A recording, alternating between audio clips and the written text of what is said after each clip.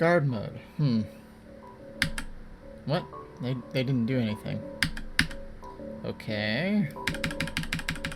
What does this even do? Welcome back, Commanders. I've had a few of you inquire as to what guard mode actually does in Remastered.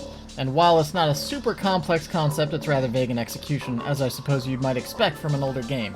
That being said, if there are any other topics you'd like to see covered from Command & Conquer Remastered, put a comment below, and I'll make a point to get to it.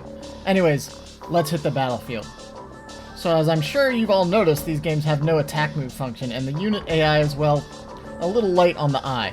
As you can see here, even when long-range units are firing at nearby allies and structures, your troops will not move to engage. However, in comes guard mode. This will put your units in an aggressive stance, or basically what is an aggro radius, similar to what we see by default in modern RTS. This will give units the agency to move on approaching enemies and engage without having to tell them to do so. The radius appears to be relative to the unit's range, so you can see a minigunner with a very short range has a short guard radius, whereas something like a medium tank will actually start moving to engage at quite a distance. The aggro range appears to be about twice the unit's standard firing range. Both infantry and vehicles will move to engage, but vehicles will actually return to their deployed location after they dispatch any targets that dare to venture within their guard zone. Additionally, if enemies move beyond the unit's guard range, the unit will usually disengage, although the AI in this game can be finicky and sometimes your vehicles will chase for quite some time to get a parting shot off before returning to their posts. This is particularly easy to demonstrate in the beginning of several missions. You can see here that if I do nothing, most of my units simply ignore these incoming troops.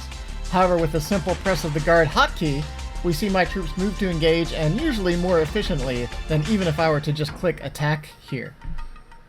Another fun tactic to note is the guard range actually extends to enemy units in Fog of War. Your units can see things that you can't, so if you're not sure they're enemy troops, sometimes you can just hit the G key near Fog of War, and your units will actually move to engaged hidden enemies.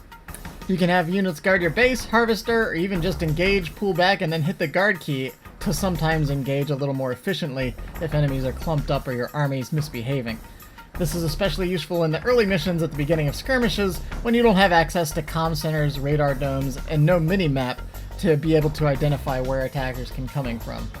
I've recently started making a habit of, especially in campaign, to select all and hit guard mode hotkey every so often just to make sure my stray troops are actually moving to engage enemies if they're getting attacked. But that about sums it up.